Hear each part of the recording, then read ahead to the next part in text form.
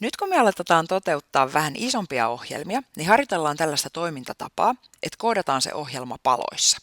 Eli tehdään muutama koodirivi ja sen jälkeen testataan, että se toimii ennen kuin jatketaan lisää koodaamista. Tehdään esimerkkinä tällainen ohjelma, joka laskee alkulukuja.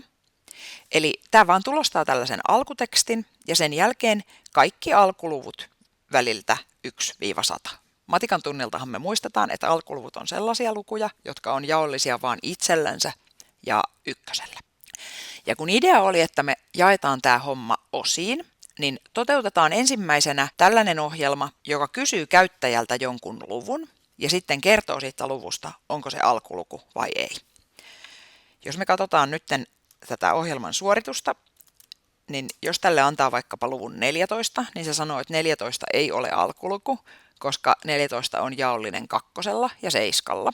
Sen sijaan, jos me annetaan tälle vaikka luku 13, niin siitä se sanoo, että 13 on alkuluku, koska 13 ei ole jaollinen millään muulla kuin 1 ja 13. Meillä on tässä valmiina tällainen koodipohja, jossa on tietysti tuiki tärkeä alkukommentti, sitten toi main-funktion määrittely ja main-funktion kutsu.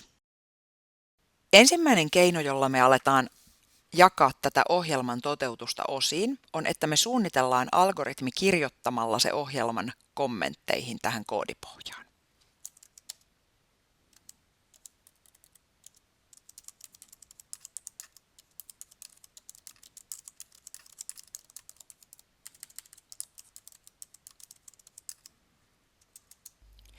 Ja sitten päästään vihdoinkin kirjoittamaan tätä ohjelmakoodia. Ensimmäisenä hommana on, kysytään käyttäjältä testattava luku. Sitä varten me tehdään muuttuja ja me käytetään tuota input-funktiota siihen syötteen lukemiseen. No sitten me muistetaan, että toi inputhan palauttaa sen lukemansa arvon aina merkkijonona, joten tarkennetaan tätä muuttujan nimeä vielä pikkusen. Ja koska me halutaan käyttää tuota lukua laskentaan, niin meidän täytyy tietenkin tehdä tyyppimuunnos merkkijonosta kokonaisluvuksi. Sehän tapahtuu tällä int-funktiolla. Sitten pitäisi käydä läpi kaikki arvot tältä suljetulta väliltä. Siihen me tarvitaan tietenkin toistorakenne. Ensimmäisenä tehdään uusi muuttuja, jolle annetaan nimeksi jakaja. Ja alkuarvoksi annetaan toi 2, joka on tämän suljetun välin eka arvo. Sitten tässä toistorakenteessa jokaisella kierroksella testataan ton askeltavan muuttujan eli jakajan arvoa. Ja toistorakenteessa tietenkin aina muistetaan, että kasvatetaan jokaisella kierroksella sitä askeltavaa muuttujaa. Sitten seuraavana hommana on tämä jaollisuuden tutkiminen. Sehän pitää tehdä jokaiselle arvolle tuolla toistorakenteen sisällä, eli siirretään tämä kommenttikin tästä tuonne toistorakenteen sisälle. Sitten pitäisi testata, onko toi luku jaollinen jakajalla. Se tehdään tietenkin if-rakenteella.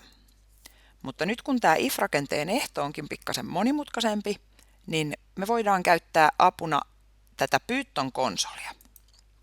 Python-konsoli on hyvä sellaisissa tilanteissa, kun me halutaan koodata tätä ohjelmaa paloittain ja testata niin pientä palaa, että se ei ole ehkä edes kokonainen ohjelmakoodirivi. Pythonissahan on 3 jakolaskuun liittyvää operaattoria. Toi perusjakolasku, jonka tulos on desimaalilukuna. Sitten toi 2 jakolaskumerkkiä sisältävä operaattori, jonka tulos on kokonaisluku. Ja sitten toi jakojäännösoperaattori. Jos muistellaan, miten jakolaskuja laskettiin ala-asteella ennen kuin opittiin desimaaliluvut, niin silloinhan jakolaskun 15 jaettuna 7 tulos olisi ilmoitettu sillä tavalla, että 2 jää 1. Niin nytten toi kokonaislukujakolasku kertoo sen tuloksen, ja sitten tämä jakojäännösoperaattori kertoo sen, mitä jäi yli. Me haluttiin nyt testata, että onko luku jaollinen jakajalla, niin me voidaan tehdä tänne konsoliin muuttujat sitä varten. Ja sitten me voidaan tehdä se testaus.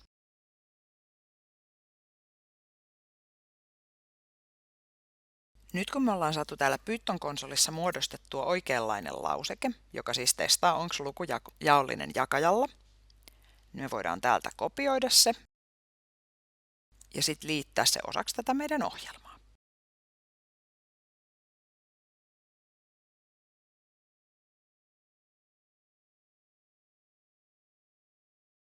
Eli nyt jos löytyy arvo, jolla testattava luku on jaollinen, niin me tiedetään, että se ei ole alkuluku.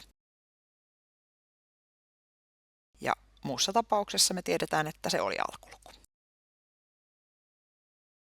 Nyt on kirjoitettu aika pitkä pätkä ohjelmakoodia, niin voitaisiin testata tätä ohjelmaa ihan kokonaisuutena. Suljetaan tämä konsoli ja suoritetaan tämä ohjelma.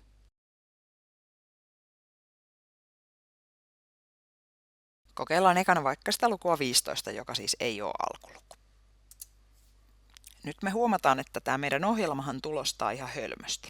Eli se tulostaa 2 kertaa, että 15 ei ole alkuluku, ja sitten sen jälkeen vielä, että 15 on alkuluku. Toi on varmaan sen takia, että se on 3 jaollinen ja sitten se, että se on 5 jaollinen. Kun me katsotaan tätä meidän ohjelmakoodia, niin me huomataan, että no joo, tässä kohdassa ei varmaan ole fiksua vielä tulostaa sitä, että se luku ei ole alkuluku. Otetaan tämä tulostus tästä leikkaamalla pois. Sen sijaan me voitaisiin tallentaa tässä vaiheessa tieto siitä, että se luku ei ole alkuluku. Tehdään sitä varten tuollainen muuttuja, jonka nimi on onko alkuluku. Ja asetetaan sille arvo false. Sitten tietysti, että me voidaan käyttää tällaista muuttujaa, jonka nimi on onko alkuluku, niin meidän tarvitsisi varmaankin määritellä se muuttuja. Tehdään se täällä ohjelman alussa. Ja laitetaan sille alkuarvoksi true.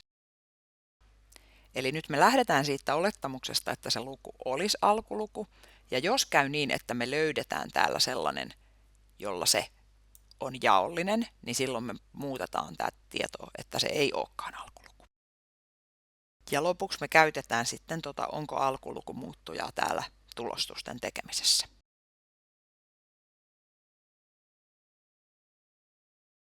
Toi tulostehan oli jo valmiiksi kirjoitettuna leikepöydällä. Ja sitten taas testataan, toimiiko tämä ohjelma oikein.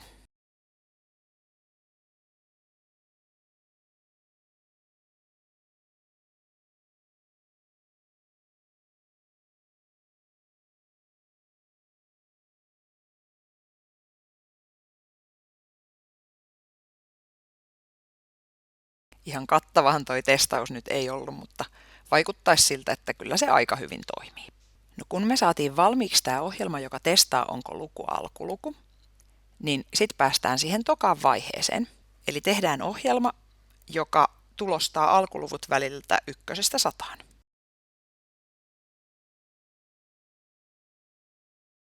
Tässä lopullisessa ohjelmassahan on tarkoitus, että me ei kysytä käyttäjältä testattavaa lukua, vaan me testataan kaikki luvut väliltä 1–100. Eli otetaan kokonaan pois tämä käyttäjän syötteen lukeminen.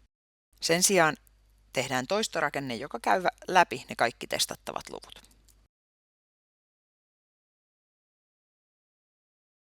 Käytetään tässä toistorakenteessa saman nimistä muuttujaa kuin mikä meillä oli siinä ensimmäisessä ohjelmaversiossa, se mikä kysyttiin käyttäjältä.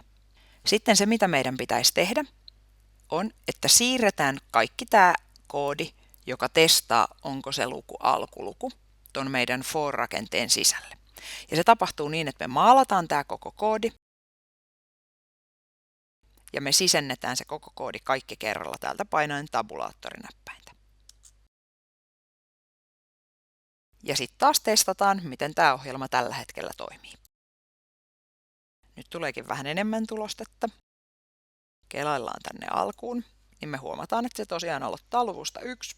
Ja joka ikisestä luvusta se kertoo, että onko se alkuluku vai eikö se ole alkuluku. Ja se lopettaa tonne lukuun 100, niin kuin oli tarkoituskin.